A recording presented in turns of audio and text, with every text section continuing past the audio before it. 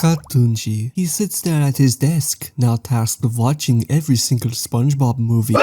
Sorry about that, I was hardwired from birth to make fun of France. SpongeBob SquarePants, Steven Hillenburg's wonderful little miracle. Nowadays, that statement is, debatable depending on who you ask, but no one can deny the impact the little guy's had on animation and pop culture as a whole over the past 25 years. You can't escape the guy. No, really, you can't escape him.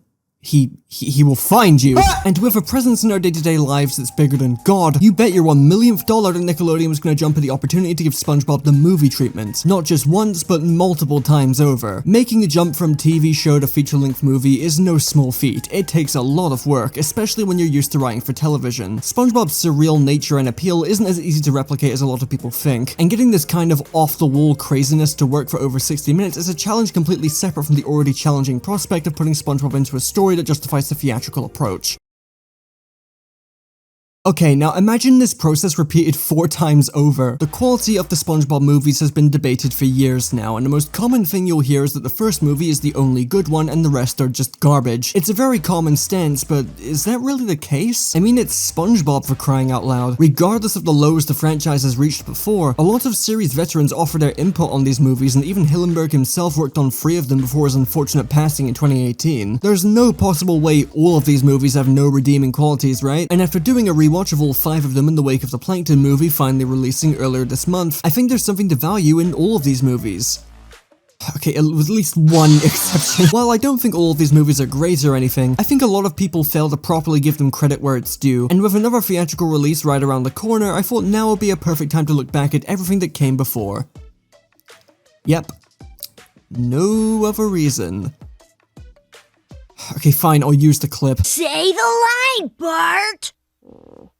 I like money. Yeah! So join me as I revisit every single SpongeBob movie from the ones released in theaters to the spin-off movies that have been releasing on Netflix recently. But first, a word from our sponsor. Me.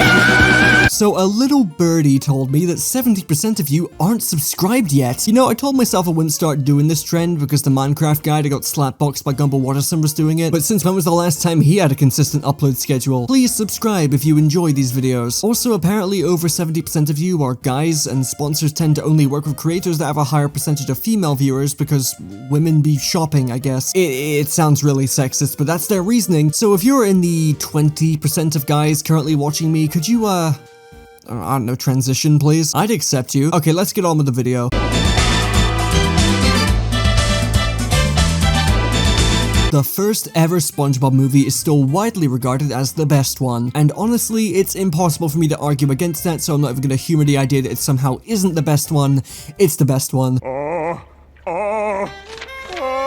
And even though it shouldn't be much of a surprise given it was released towards the end of SpongeBob's golden age, the behind-the-scenes details about the movie show just how reluctant Hillenburg was to actually make this a thing. Allegedly, he turned down Nickelodeon's proposal for a SpongeBob movie for over a year because he wasn't confident with how a feature-length SpongeBob movie would turn out. And it's also worth noting that the movie was being made around the same time Hillenburg himself was starting to feel burnt out from SpongeBob and was getting sick of seeing SpongeBob merchandise all around him everywhere he looked in his day-to-day life. It genuinely sounds like a nightmare, getting progressively sick of seeing your own creation take over the entire world and becoming bigger than you are. And given Hillenburg was also worrying about the possibility that the show had peaked with season 3, it makes a lot of sense that the SpongeBob SquarePants movie was written to act as a definitive conclusion to the series. And to this day, the movie is still considered the actual canonical end to SpongeBob as a story by the majority of the fanbase. You know, pretending as if SpongeBob canon actually matters. And I think it makes this movie incredibly special in a way, providing a story and ending to a beloved episodic cartoon that, despite being over 20 years old now, is still considered the official satisfying ending it was always meant to be. It doesn't matter that the show continued long after the movie and its quality began to fluctuate without Hillenburg's involvement, because in everyone's minds, whatever stories they tell in the future will still be bookended by this one movie in the imaginary SpongeBob timeline. You don't really see this kind of unspoken acceptance among fans of anything, and I genuinely think that's really special. But anyway, time for the movie itself. This is one of those movies that's forever going to be nostalgic to look back on for me. There's something about the vibe of this movie, either how conclusive it feels or just the side effect of me watching it on repeat for hours on end as a kid, that I really can't find find in anything else. Maybe it has something to do with the fact that it was released the year I was born, I don't know. But even something like the original Nickelodeon Movies logo for this movie really evokes these extremely pleasant vibes. Seriously, I could go on a full essay about the childhood memories that this logo animation and the music that accompanies it manages to scrape from the bottom of my soul. I genuinely don't know how else to describe it, but I hope you can now forgive me for dropping the mask and saying that this is easily one of my favorite animated movies of all time. I mean, it's not in my top 10, or 15.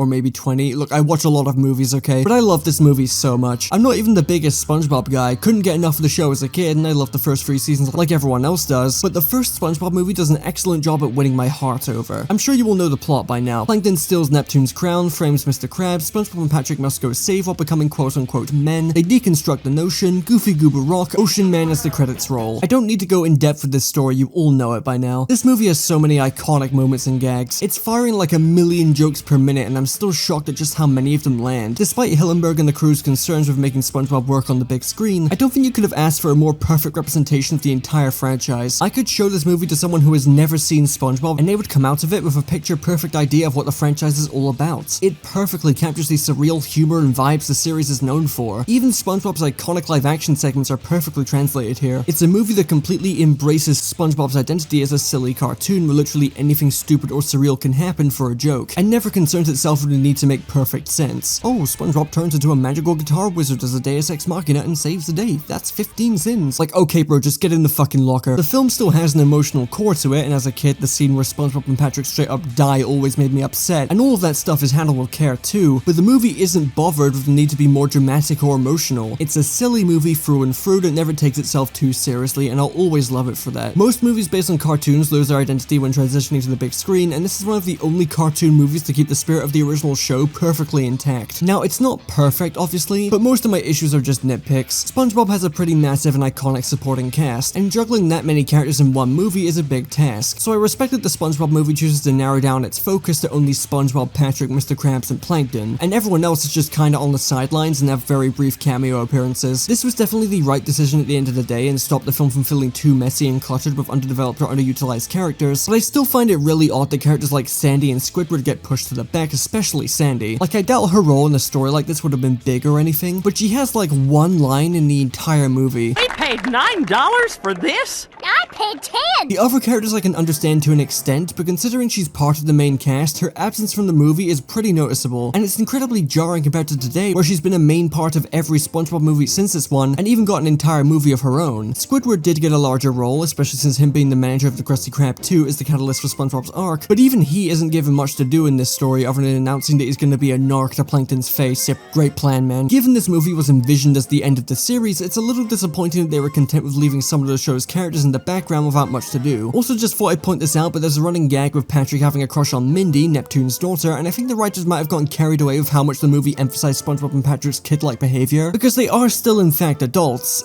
and the result is that Patrick's a fucking diddy. Did you see my underwear? No, Patrick. Did you want to? Not my goat. Not my goat. But really, when it comes to thinking of any major problems with this movie, I can't really find any. Like, sure, the shrill screaming of certain characters that the series is known for may be a bit much for some, but it's ultimately down to taste, I think. It's an incredibly solid and very entertaining movie to this day. I'd recommend it to just about anyone.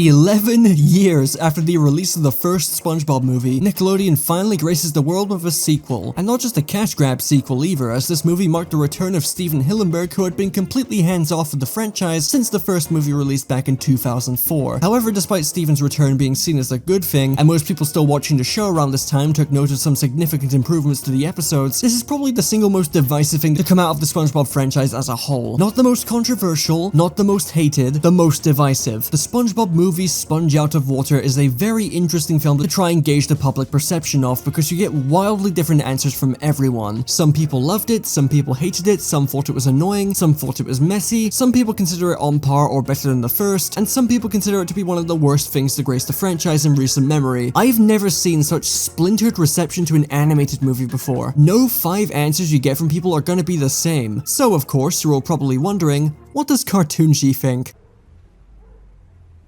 I liked it.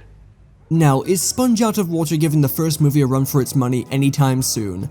No. The difference in quality is staggering. Sponge Out of Water is an incredibly messy, confused film that's mostly just trying to be a gag machine rather than perfectly encapsulating everything the show is about. And admittedly, the movie has some great jokes. It's far more hit or miss than the first movie and also very random equals funny at times. It isn't as pitch perfect or solid as that first movie, but the jokes that are here are still pretty good. Like, I can't look at someone with a straight face and tell them that the movie that has a scene where SpongeBob causes Saturn and Jupiter to collide isn't somewhat funny. As its own standalone movie, this is a very funny film, and I would happily rewatch it if I was given the chance. However, even though I like and enjoy the movie just because it's funny, that doesn't mean the film itself is all that great, because this movie's got some pretty big problems. Why am I talking to you? You're an inferior... Shut the fuck up. Let's talk about this film's story. Ignoring any superficial stuff, like how there's nothing here that's even close to being as iconic as some scenes and jokes from the first movie, Sponge Out of Water is attempting to be several different movies at once and has a massive identity crisis. If I showed you these 4 different scenes, you would not be able to tell me they're from the same movie. Some pirate guy, played by Antonio Banderas, steals this magic book telling the story of SpongeBob, and starts rewriting it so the Krabby Patty's secret formula just magically disappears and is given to him. So SpongeBob and his friends need to go on land to find and stop him. That's the setup, at least, because what follows this opening scene is a 15-minute war scene between SpongeBob and Plankton, then society collapses into a Mad Max-style apocalypse because they can't function without Krabby Patties, then SpongeBob and Plankton team up and create a f***ing time machine to travel to the future where a bunch of weird psychedelic stuff happens, where they meet a magical dolphin named Bubbles, take over his job for a brief moment so he can take his first shit in 1,000 years, which causes Saturn and Jupiter to collide, then they return to the present and go to the surface, then the dolphin gives everyone the ability to breathe on land, then they find the pirate guy who uses the book to take them away, but everyone uses a torn page from the book to turn into superheroes, and I just realized my window has been open the entire time I've been explaining this and I sound fucking mental! It feels like every possible surreal idea they had for this story was used all at once, in stark contrast to how simple and focused the original movie was, which also benefited the jokes. No one who wants to be taken seriously has a problem with SpongeBob being surreal and weird. That's part of the appeal. But Sponge Out of Water takes it to such an extreme where it feels like in every scene the writers were tripping balls and dabbing their own cum shots. There's plenty of enjoyment to get out of how proudly insane this movie is, but it does get overstimulating and the film ends up being a complete mess because of it. Also, unlike the first movie, there isn't really much of an emotional core here. SpongeBob doesn't really have an arc, neither does Patrick, Squidward, Sandy, Mr. Krabs. No one here actually develops throughout the film except Plankton, who actually becomes a good guy and learns the value of working as a team, but that's thrown out the window by the end of the movie as the status quo is immediately reset. For the most part, this movie is just trying to tell a goofy and entertaining story, which I'm not opposed to, but there are a lot more low points here given the execution is so muddled. They don't have enough time to make any one plot point or scene truly flourish like they could with the first movie. I do like that they actually utilize the main cast this time around though. Mr. Krabs, Squidward, and Sandy are all given much more to do, but it unfortunately only adds to how unfocused the movie feels. Now, a big part of the movie's marketing was the live action segments, specifically the part where everyone turns into superheroes with these radically different designs. Sandy just being a big live action squirrel is funny, I'll give him that. It's on all the posters and all the trailers, and it was the big thing the movie was advertised around.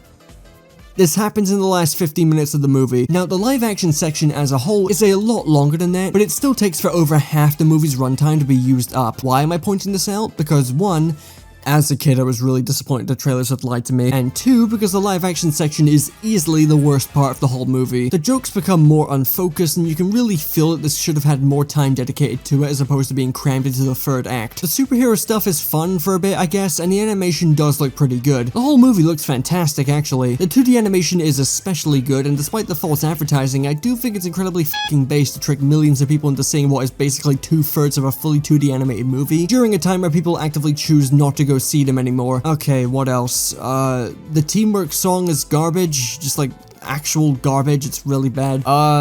They hired epic rap battles of history for this stupid rap battle between Bubbles and the annoying flock of seagulls that were featured earlier in the film. I don't have much else to say here, honestly. It's just really insufferable to listen to. Space-time traveler, fabric unravel. That was not an invitation to play a clip. Overall, Sponge Out of Water is a bit of a mixed bag, but it's one that I can tolerate and embrace the madness of. There are plenty of things in this movie that people don't give enough credit. The jokes are mostly on point, and the climax is relatively fun, but I can't deny it's a very uneven and confused movie that doesn't really know what it wants to be. I can see all of the reasons people have for liking and disliking this one. It doesn't hold a candle compared to the first, but it is worth noting that this was one of the better things to be released during a time where it was agreed SpongeBob was kind of in a rut quality-wise, and at least the movie marked the return of Stephen Hillenburg and led to the next few seasons of the show actually being rather decent, so at the end of the day, I'm happy this movie exists.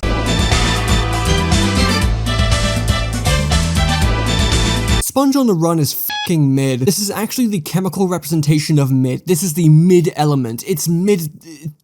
It sucks! Sorry for the blunt opening, but I just wanted to get that out there first and foremost. I watched this movie around the time it was released and was pretty unimpressed by it, but I must have forgotten how soul-draining of an experience it was because I watched it a few days ago and had to actually stop myself from fast-forwarding every 10 seconds. Now, this movie caused a fair few people to lose their minds when it came out. No, you don't get to. Sorry, I don't mean any disrespect to Nick, but I couldn't resist. It was the first major SpongeBob release after the unfortunate passing of Steven Hillenburg, who by the way did actually work on this movie as an executive producer before he passed away. I bring this up because the way certain people have reacted to the stuff that happens in this movie is really fucking embarrassing, especially with regards to Steven's death. I've said it a few times already in previous videos, but Steven worked on this movie and knew about Camp Coral before he passed away. These were not calculated products that Nickelodeon chose to make just because Steve had passed away. Issues like series retcons are valid to have, but acting like this was some sort of spit in the face to Steven's legacy and holding his death over the people involved in these projects is really scummy. Yo, shout out to that one spilling the milk video reacting to this movie where they had to completely cut out a whole section of the video because they were viscerally disgusted by the people behind the movie making a tribute to Steven in the credits. Don't put his fucking... Do not put his name on this movie! You evil! You shit on his grave! Why do people lose their minds? Because people who are working on a SpongeBob movie naturally want to pay the respects to the man who started all of this and who actually worked on said movie. Everyone who does this sucks. Fuck you if you do this. Fuck spilling the milk too, by the way. You guys aren't funny. I was actually fairly excited for this movie simply based on its visuals. If there's one thing I will absolutely praise this movie for, the art direction and animation are absolutely stellar. I really love this style. I'll always prefer SpongeBob with traditional 2D animation, but this is such an amazing aesthetic that perfectly translates the expressiveness and personality of SpongeBob's art style to 3D. The lighting is absolutely gorgeous, the models look great, I really like it. That's the only truly positive aspect of this movie. I mean, there's Keanu Reeves. He kind of looks like he's being held at gunpoint the whole time, but he's here and he's certainly giving a Keanu Reeves performance, so that's cool. I gotta know what's happening. Stick some iron in your mouth and pull the trigger. For all intents and purposes, Sponge on the Run is nothing. It's a poor display of recycling and rehashing multiple old ideas from previous moments in SpongeBob's history, trying to cater to the nostalgia of longtime fans while seemingly having absolutely no idea what it wants to do and just making up the plot as it goes along. Plankton steals Gary and gives him to King Poseidon, so SpongeBob and Patrick go on a road trip to take him back. There's a bit of a problem here, I don't know if you see it. The plot is a very poor rehash of the first movie, and the episode Have You Seen This Snail from SpongeBob Season 4, and it's very lazily done. There are plenty of scenes that are copied nearly one-to-one from a narrative standpoint with very minimal differences, and it's extremely blatant and very intentional. They're not trying to cover themselves up at all with this because the film really wants to appeal to people's nostalgia with multiple references for longtime fans. It makes complete sense to use the iconic first SpongeBob movie as one of the most iconic episodes of the whole show as a baseline for the story, if this is their approach. And by the end of the film, it becomes clear that this was sort of meant to be a celebration of sorts for the series. I'm not entirely sure, because by the end of the film, the entire plot suddenly changes from finding and saving Gary, and dedicates a large chunk of time to acknowledging SpongeBob's impact on the people around him, which, while a sweet idea, does not flow naturally into the film at all because they literally put everything on hold to do this. And it also doesn't do a good job of evoking any emotions from longtime fans because of the insane amounts of retcons this movie throws into the works for no reason. Easily the most controversial part of this film and why it has such an infamous reputation is because the story retcons so much of the original series by having SpongeBob meet all of his friends at a summer camp while he was a kid. Now, SpongeBob isn't a serialized show, it's an episodic cartoon at the end of the day, and it's not like there haven't been plenty of episodes of the show that have contradicted previous origin stories, but Sponge on the Run is easily the most egregious with the retcons, and it also doesn't make much sense narratively. If the entire film is trying to appeal to longtime fans and has a chunk of the plot revolve around SpongeBob's impact on its friends, in order to tug at the heartstrings, then why retcon everything and give them new origin stories for this movie? Surely it would make much more sense to just not have all of these characters meet as kids at the same summer camp, right? Like Patrick and Gary, I can understand. Maybe Squidward too, why not? But Mr. Krabs and Sandy don't make a lick of damn sense. Mr. Krabs has like 100 origins at this point you could choose from, all of which make it impossible for him to be here. And there's literally an episode of SpongeBob Season 1 that introduces Sandy as a character for the first time, and it's also the first time the two officially meet. Truthfully, I don't care as much about this as everyone else does. At the end of the day, retcons are not new to SpongeBob and it's an episodic cartoon. But when it comes to their narrative purpose in this movie specifically, it matters quite a lot. It would have been so much more impactful if they didn't give every character the same origin of meeting SpongeBob at a summer camp, and maybe directly reference SpongeBob meeting Mr. Krabs in Help Wanted or Sandy in Tea at the Tree Dome. That would be so much more impactful as a callback to something that has actually happened on screen and gives people more of a reason to care. Okay, let's get back on track. This movie's plot means nothing. It has nothing to say, nothing substantial happens in it. It's certainly not trying anything new given the amount of nostalgia pandering, and the plot being a cheap rehash. It's just a nothing movie that I'm really struggling to find things to talk about. The pacing is also absolutely horrendous. It wastes so much time and each scene feels like an utter slog. The biggest offender being the Western town scene that lasts over 10 minutes in a movie that's barely an hour and a half. It's also the worst scene in the whole movie and probably one of the worst moments in the entire franchise, you know, outside of the Keanu Reeves appearance because he was actually kind of charming again. It's so obvious that they blew a large chunk of the budget on getting Danny Trejo and f***ing Snoop Dogg here, and it's a big reason why the scene lasts so long. They likely wanted to get their money's worth, which is why suddenly they just insert a Snoop Dogg music video into the movie with the subtlety of a sledgehammer to someone's face. This is such a massive waste of time and money because this adds absolutely nothing to the movie. It serves no narrative purpose beyond introducing us to Keanu Reeves, who tags along after this utter train wreck of a performance. I'm being serious, there was no reason for this entire scene to even be here. They just flushed 10 minutes of the film's runtime down the toilet. Can you imagine how much better this film would be if they were able to evenly distribute that 10 minutes of runtime to things that are considerably more important? Sponge on the Run is a SpongeBob movie on autopilot. It's not very good and it doesn't have many saving graces. Not even the jokes of the few there actually are were able to save this one for me. It's a boring slog, but we can go so much lower than this.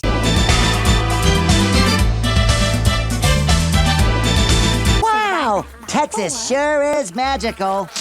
Okay, I've already made an entire video dedicated to the Sandy Cheeks movie, so to keep this as brief as I can, I will be paraphrasing a lot of what I said there. I'll try to keep copy and pasting to a minimum though, but if you just want to hear about the movie in as much detail as possible, then go watch my original video and come back once you're done. Saving Bikini Bottom, the Sandy Cheeks movie, is the worst SpongeBob movie by a country mile. It's not even close. This is without a doubt one of the worst SpongeBob anythings to be released in recent memory. It's also the first SpongeBob movie in recent memory to be completely leaked in its entirety over half a year out from its official release. And I would not be surprised if that was how most people watched the movie because this shit is not worth a Netflix account, I'll tell you that much. It feels like a focused channeling of all of the worst aspects of both SpongeBob and Nickelodeon live action slop at the same time, and it absolutely blows. And it's a massive shame because this was supposed to be the start of SpongeBob's side characters getting their own spin-off movies on Netflix, and there's a lot of potential for a movie focusing on Sandy. We've already gotten several glimpses of her past in the show itself, all of which are retconned to absolute shit in this movie FYI, but the potential is still there, and having a movie about her going back to Texas, meeting her family, and delving deeper into the scientific organization she works for, and the whole reason she was sent to Bikini Bottom in the first place, it's just a big bundle of interesting and cool ideas that could result in a really fun movie that has something new to say about Sandy as a character. I said with joys.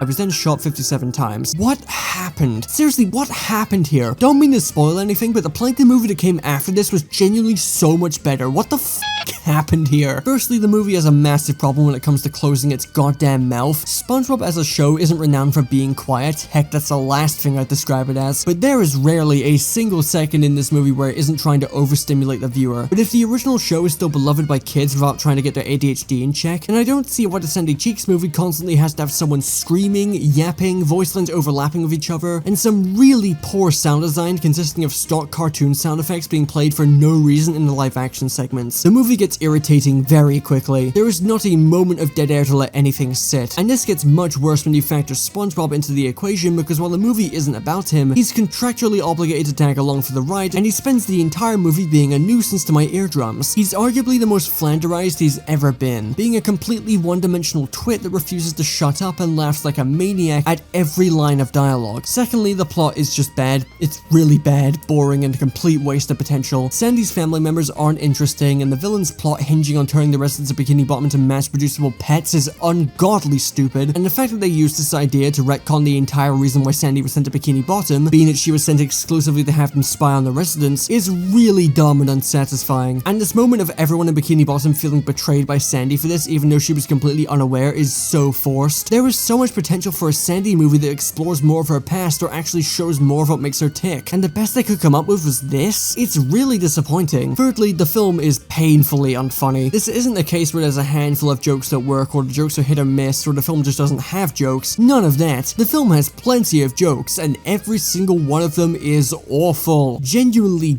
bankrupt writing across the board, and it doesn't help that the movie continues the unfortunate Nickelodeon trend of the writer's barely disguised fetish. Like, holy shit, you release a movie with a scene of SpongeBob tickling a bunch of strangers and children's feet in a swimming pool the same year as the Dan Schneider documentary? Like, you gotta commend the bravery of that decision. And fourthly, the live action segments, the actual bottom of the barrel of Nickelodeon live action skits, which is really saying something. I want that sponge! Look, it's SpongeBob! Everyone is giving the most hammed up yet somehow unbothered performances I have ever seen. Cringe is everywhere. And let's not forget the many parts of this movie that are just... they're just weird. Sandy, inflation, SpongeBob being a freak and literally sniffing a pile of shit. The villains flash back to them being a child for some reason, deciding to Photoshop an image of Wanda Sykes' head onto the body of a child and having worse keyframing than the average YouTube poop. And then Wanda Sykes is revealed to be a cyborg and she gets her head chopped off and eaten by a fish and then she becomes the fish. What the fuck? SpongeBob is known for being surreal, but this movie is just a constant barrage of insanity. I don't have as much to say about this movie as I do the others, partly because I've already discussed it before, but it's such a bizarrely bad movie. Like, even with the lows SpongeBob has gone to over the years, this really does take the cake. I can't stand it. This was the one movie that I just chose to skip for this video because I remember everything perfectly, unfortunately, and would rather not subject myself to this hour of torture ever again.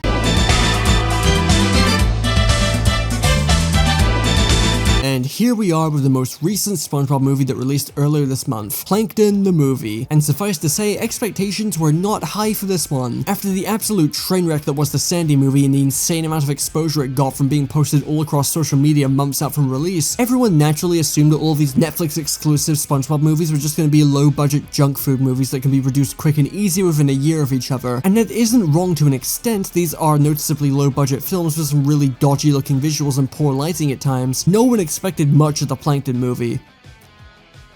Then it leaked months out from release like the last one. What the fuck is happening over at Netflix, man? But interestingly enough, the reactions to this leaked movie were far more positive than previously, with many claiming the movie was actually pretty decent or outright good. And now that the movie has officially been released, I can finally say with confidence that yeah, the Plankton movie is pretty good actually. I'm in shock, really. Like, I'm actually kind of annoyed that a lot of people are writing this movie off and claiming it's actually just as bad as the Sandy movie or saying it's only slightly better. I guarantee you that if the Sandy movie didn't exist, a lot more people would be going into this with an open mind, because this is, without exaggeration, the best SpongeBob movie since the first one. Doesn't come close to scratching the same itch, obviously, but this is a SpongeBob movie that's not only charming and funny and actually feels creatively inspired, it also has something new to say about its title character and acts as an earnestly written character study that fundamentally understands and respects Plankton and every facet of him. It makes sense then that the Plankton movie is written by Plankton's voice actor and longtime SpongeBob writer Mr. Lawrence, the absolute Chad. No exaggeration, this man is Plankton, and if anybody was going to make a movie about the little twerp, it had to be him. And the film really dives deep into Plankton's backstory, again retcon for what we're used to, but just roll with it this time because it's really good, along with all of his deepest insecurities and why he's the way he is. His relationship with Karen being at the center of the entire plot, and for the first time in a long while, is actually used to tell a pretty touching and satisfying love story. For the longest time, SpongeBob has repeatedly stuck to the status quo and barely developed his characters or said anything new about them. Even the original SpongeBob movie, while giving SpongeBob and Patrick their own arcs, still ends in a way that sets the series back to the status quo, albeit in a way that's satisfying as a conclusion. The Plankton movie is the first time in the series' history where I genuinely see Plankton in a different light, and I'll likely continue to going forward. I actually don't want to get too into the plot here because the movie is relatively new, but if you're at all interested, please give it a watch yourself because this is some genuinely outstanding character work that I'm not used to seeing from SpongeBob. And it's not just the plot that's a massive upgrade from the Sandy movie. The animation, while the default style of the movie looks better or cheaper in certain places, still being a poor man's Sponge on the Run, it has far more creative visual sequences specifically for the film's songs, and they all kick ass. The songs too are actually pretty fun, which is a relief given the recent attempts at SpongeBob songs are... Again, that was not what an invitation. All the side characters are utilized pretty well too, especially SpongeBob, who's finally back to feeling like his old self in this movie. And while he doesn't have an arc, he serves an actual purpose in the narrative this time around. He also has great chemistry with Plankton anyway, and a scene towards the end where he completely drops all pretenses and lets Plankton know that he's a jerk and needs to change his ways solidified this movie as the best that SpongeBob has been written as a character since the first movie. And the jokes, while not as funny as the first or second movie, still had far more hits than misses, and a surprising number of gags involving blood for some reason. Jesus Christ. I was very pleasantly surprised by the Plankton movie. It's actually pretty good. And seeing so many people write it off or just outright lie about its content is really sad because they clearly cared about this one. I still don't know if this technically counts as a fluke because Mr. Lawrence was in charge of the story for this one, so for all we know the next movie on Netflix could be really bad, but this movie deserves so much more credit. I usually don't care much about IMDb scores because I'm not a bitch, but seeing this movie as a 5.4 on IMDb genuinely shocked me. There's no way half of you have actually seen this movie. I refuse to believe that. And that's it. That's every single SpongeBob movie accounted for. Until the next theatrical one releases later this year, obviously. Not gonna lie, I was surprised. I knew I was still gonna love the first one and hate the Sandy movie, that was to be expected, but I didn't think I'd like Sponge Out of Water as much as I did despite its flaws. And I genuinely didn't think the Plankton movie would blow me away as much as it did. The quality of the SpongeBob movies is all over the place. One's nearly perfect, one's just okay, one's mindlessly boring, one is genuinely terrible, and one is actually really good. But at the very least, I'm happy I went into all of these again with a more open mind because they really aren't as bad as most people make them out to be. I know the popular opinion is that the first movie is the only good one, but I genuinely recommend you give all of these movies another shot. Maybe not the Sandy movie, that one can rot and be forgotten, but definitely give the Plankton movie a shot above all else. That movie deserves much better reception than it currently has. Not many people can agree on the quality of modern SpongeBob, but at least the movies seem to mostly be a highlight. If the new one ends up being bad, then don't flood my comments about it. I will seal you in the realm of darkness or something. Anyway, that's the end of the video. Play Yakuza or something.